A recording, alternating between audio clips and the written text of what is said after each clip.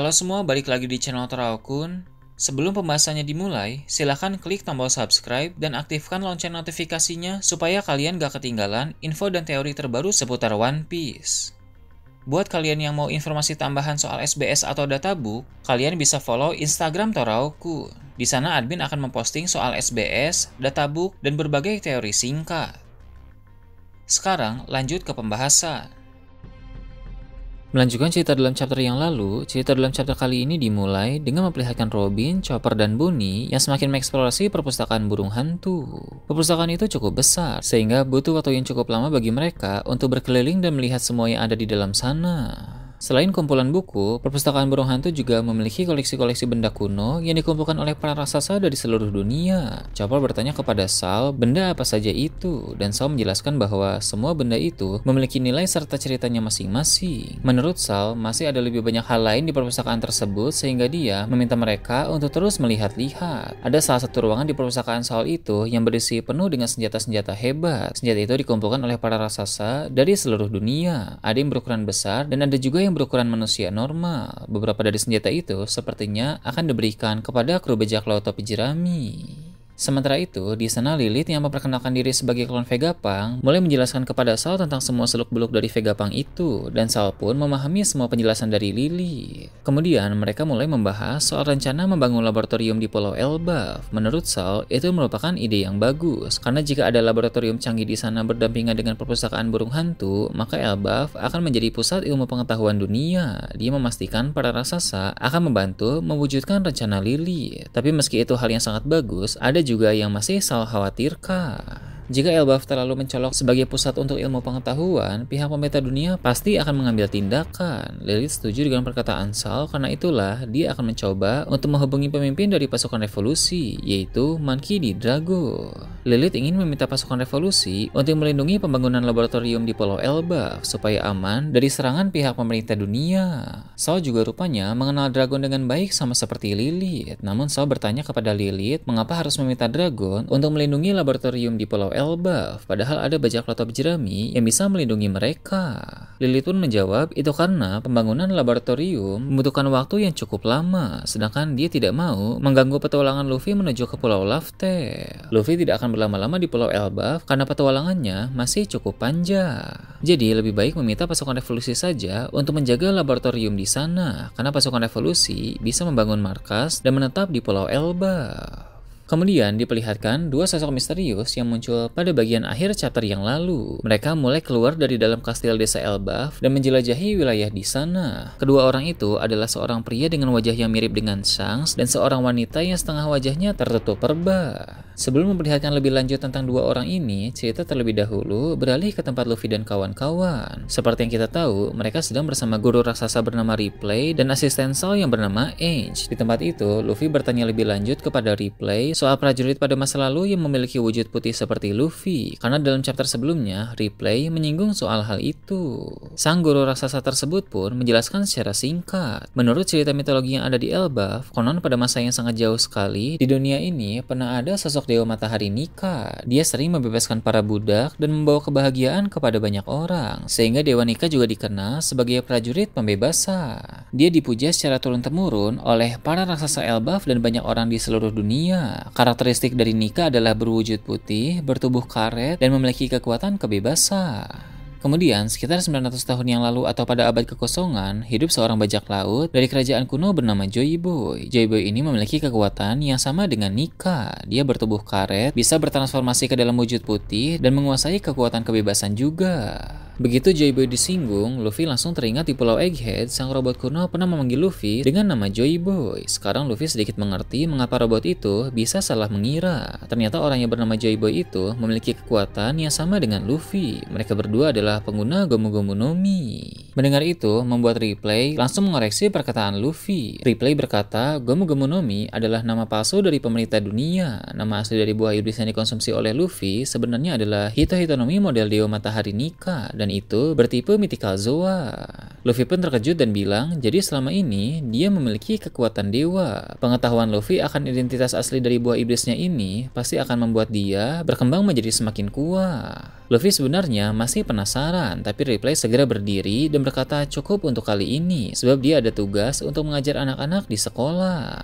Ripley pun meminta Luffy untuk tidak khawatir, karena semakin lama petualangan Luffy di Elbaf, maka dia akan semakin memahami tentang kekuatan miliknya itu. Setelah Ripley pergi, Ainge pun mulai membawa Luffy dan para kru untuk berkeliling lagi. Di sana mereka melihat semakin banyak hal menakjubkan di pulau para raksasa itu, dan juga terpukau dengan pemandangan yang sangat hebat di pulau Elbaf.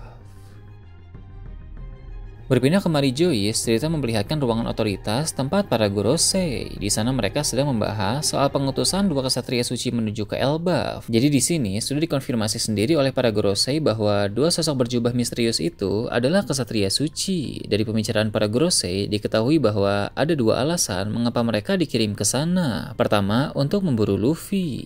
Seperti yang kita tahu dari bagian akhir arc Egghead, Im Sama sangat murka kepada Saturn yang gagal menghentikan Luffy. Im Sama bahkan segera mengeksekusi sang Gorosei itu dan menggantikan posisinya dengan Garly. Im Sama tahu bahwa Luffy sebagai Joyboy yang baru pasti telah menjadi semakin berbahaya, sehingga dia harus segera dihentikan secepat mungkin. Dia tidak bisa lagi terus membiarkan Luffy, sehingga sekarang Im Sama memerintahkan kesatria suci untuk memburu si topi jerami itu. Im Sama sengaja mengirim kesatria suci yang mirip dengan Shanks untuk mengelabuhi Luffy, karena Im Sama sudah tahu soal kedekatan Luffy dengan si rambut merah itu.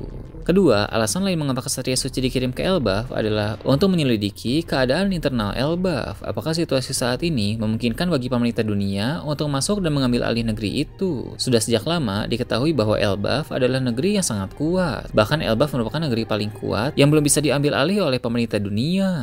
Tapi sekarang ini Elbaf tidak memiliki raja, karena usai Raja Harald dibunuh oleh Loki, belum ada lagi yang menduduki singgasana Raja Elbaf yang kosong itu.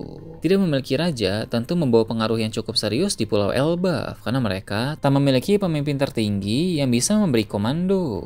Selain itu, Loki sebagai raksasa terkuat pun sedang ditahan, sehingga sekarang dia tidak bisa berbuat apa-apa. Semua informasi ini pasti diketahui oleh pihak pemerintah dunia, sehingga mereka akan berpikir kerajaan Elbaf tak lagi sekuat dulu. Belakangan ini, di Marijois juga sedang terjadi masalah pangan akibat ulah dari pasukan revolusi. Elbaf memiliki sumber daya dan bahan makanan yang luar biasa, sehingga bila pemerintah dunia mengambil alih negeri itu, maka masalah pangan di Marijois bisa segera teratasi. Dengan begitu, dua kesatria suci yang memburu Luffy di sana pun harus sekalian mencari tahu apakah memungkinkan bagi pihak pemerintah dunia untuk menyerbu dan menduduki negeri para raksasa itu. Kembali memperlihatkan para Gorosei, mereka sibuk membahas mengenai berbagai hal tadi, termasuk soal kemungkinan-kemungkinan apa saja yang bisa terjadi dalam misi kesatria suci ini. Sementara itu, Galing akan mengingat kembali kejadian beberapa waktu yang lalu, sehingga muncul sedikit kilas balik. Dari kilas balik tersebut, diketahui bahwa sebelum kesatria suci yang mirip dengan Shanks datang menghadap Im Sama, dia bertemu dengan Garling terlebih dahulu. Orang itu adalah salah satu anak dari Garling alias saudara kembar Shanks.